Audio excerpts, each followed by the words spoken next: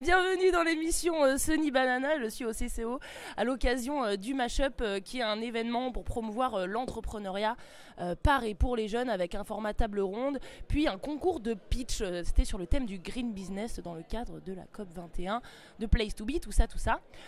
Donc là on est dans un lieu assez incroyable au CCO, sur des sièges de tram. Vous pensez qu'on est sur quelle ligne? Dans quelle ligne? Je pense surtout qu'on est dans un avion, parce qu'on va parler de voyage en avion. Ah, c'est beau. Alors, comment vous appelez les filles? Parce que vous avez... Enfin, Elsa, tu as pitché ce soir.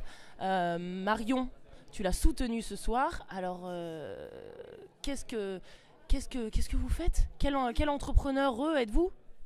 Alors, Elsa, j'ai cofondé avec mon associé eShip, eShip qui est un site internet de livraison entre particuliers, pour l'instant fonctionnel entre la France et la Polynésie française. Et donc, concrètement, comment ça se passe?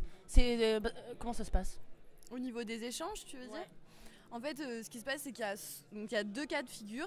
Soit un acheteur situé à Tahiti ou en France veut se faire ramener un produit et donc il va poster ce qu'on appelle une requête. Il va poster sur le site, voilà, j'aimerais qu'on me ramène tel produit et pour ce produit, je suis prêt à vous donner une récompense de X euros ou X francs. C'est eux qui choisissent? C'est ça, exactement. Dans ce cas-là. Et après, il y a le deuxième cas où c'est un voyageur qui sait qu'il va faire le trajet entre donc la France et la Polynésie française et qui se dit tiens, je pourrais peut-être en profiter pour un petit peu réduire le coût du voyage et puis rendre service à quelqu'un surtout. Et dans ce cas-là, il va poster une offre en disant alors moi je fais le trajet tel jour et je vous propose de ramener ce produit-là pour telle récompense. Est-ce que c'est essentiellement des Français et des Tahitiens ou c'est des gens de tous les horizons qui font ce voyage? Quel genre de profil? Pour l'instant, si tu veux, c'est plus facile pour nous de cibler les Tahitiens en France et bon, peu importe les gens, mais qui habitent à Tahiti.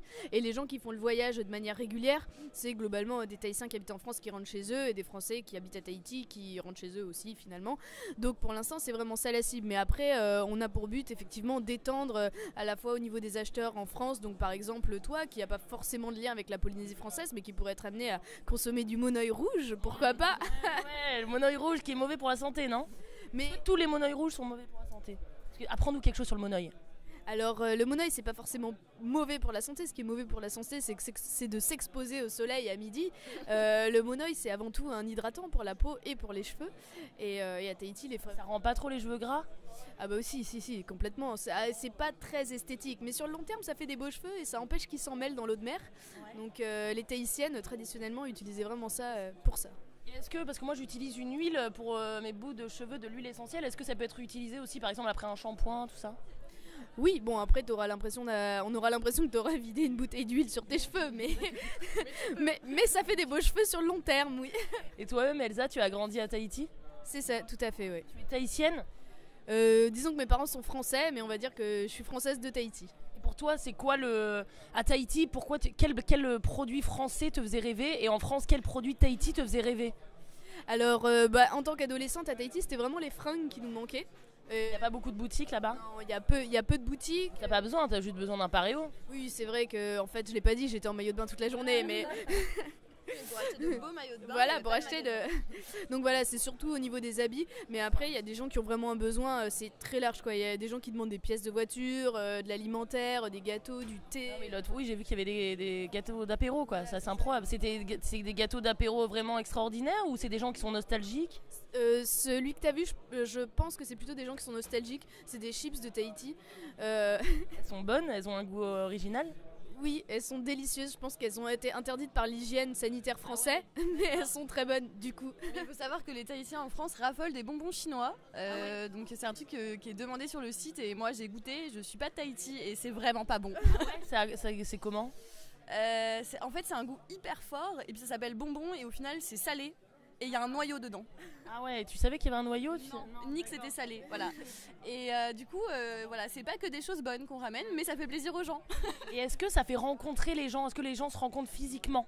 Voilà, nous on essaie vraiment de communiquer là-dessus, justement sur l'aspect communautaire. Pour le voyageur, c'est une belle rencontre à l'arrivée. Donc effectivement, les gens se remettent le produit en main propre. Bon, finalement, on a eu des transactions où la personne arrivée en France postait le produit par la poste. Mais bon, ça fonctionne aussi finalement. Mais en fait, une de nos cibles qu'on essaye de cibler justement, ce sont les voyageurs qui vont pour la première fois à Tahiti. Donc que ce soit pour leur lune de miel ou pour un premier voyage. Et on va essayer de les cibler sur leur retour en France pour leur dire hey, tu peux rencontrer un Tahitien à ton retour en France. Et même, mais ça c'est plus dur, de les cibler sur leur arrivée à Tahiti. Donc comme ça, ils rencontrent un Tahitien à l'arrivée. Et c'est intéressant pour eux en tant que touristes, quoi.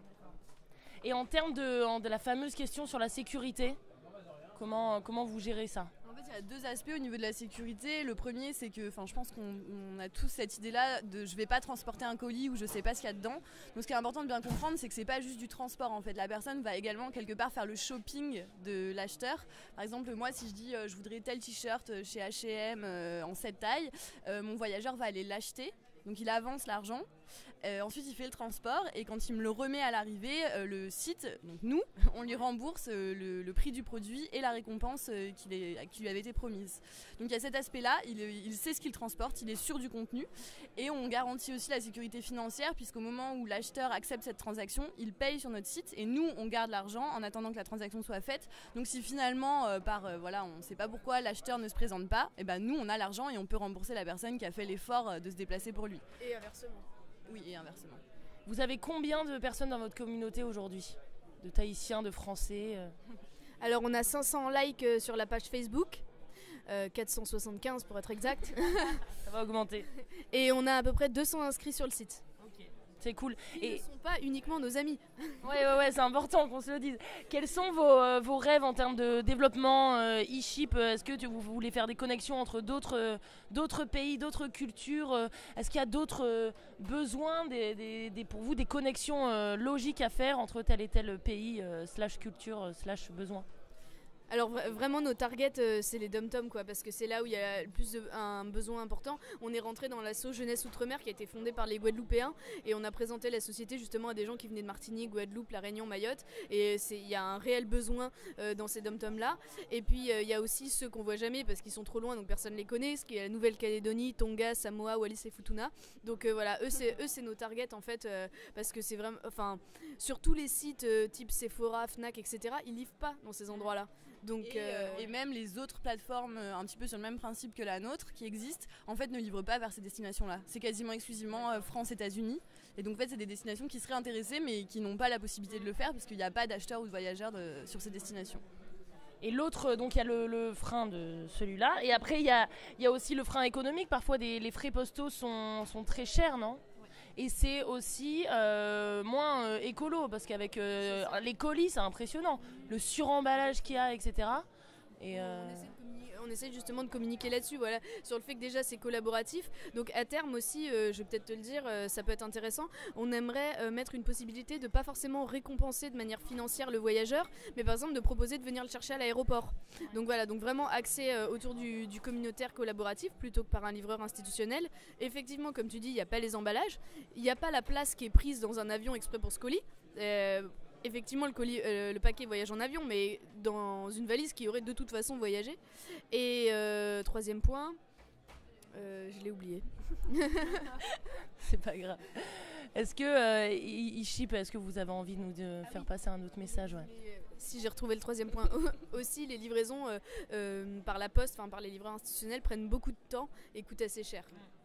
Oui, c'est surtout ça, et c'est aussi que il suffit de regarder sur les sites de livraison traditionnels, on n'est même pas sûr que ça va arriver parfois. C'est-à-dire qu'il y a des assurances automatiquement pour le retard, la casse, la perte. Et nous, quelque part, on est sûr, le voyageur, il fait ce trajet dans cet avion, a priori, il va arriver. Après, il ne faut pas que ce soit un besoin urgent. Ça dépend en fait parce qu'il suffit de regarder, il y a aussi des personnes qui disent je vais faire tel voyage à tel moment, là il y a une part de hasard en fait, si tu te connectes et là par exemple c'est ce que disait Elsa, il y a des gens qui vont arriver à Nantes mi-décembre, c'est dans 10 jours même pas, voilà il suffit que quelqu'un se connecte 3 jours avant, voit ça et ça peut être instantané en fait, il y a une part de hasard, c'est sûr. Qu'est-ce que vous pensez de Shop Hop Hop, Antoine Scholl qui a pitché sur les courses qui rapprochent, qu'est-ce que ça vous a inspiré ? Je te laisse répondre. En fait, on avait vu leur site, on avait déjà vu passer sur internet leur idée. Forcément, nous, ça nous inspire aussi, c'est logique, c'est le même genre de logique en fait, c'est juste qu'eux le font de manière assez locale et nous, on le fait de manière complètement. Il y a 20 000 km entre nos distances, donc c'est pas vraiment le même principe. Mais c'est sûr que ça fait plaisir de voir qu'il y a d'autres startups qui se lancent dans ces idées-là, de voir qu'on n'est pas les seuls à penser à ça. Si eux, ils arrivent à avoir des personnes qui s'intéressent à leur projet, ça veut dire que nous, il y en a qui s'intéressent aux nôtres et vice-versa. Donc je pense que ça peut être que motivant. Et toi, tu es déjà allée à Tahiti ? Non.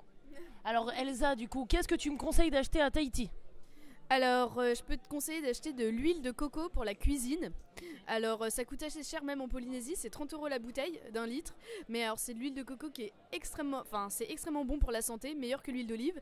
Et surtout c'est extrêmement bon au goût. Si tu fais cuire ton poisson revenu dans l'huile de coco, de la folie. Est-ce qu'on peut venir chez toi à Tahiti? Vous êtes tous invités. Tous? Ok, super. Merci beaucoup les filles. Si vous avez un dernier message, c'est le moment. Faire des poutous aux auditeurs. Ou si vous n'avez pas d'idée de cadeau de Noël, n'hésitez surtout pas à aller Donc le site c'est eshipp.com. Et bien merci Elsa, merci Marion. Bonne vie, longue vie à eShip. Merci.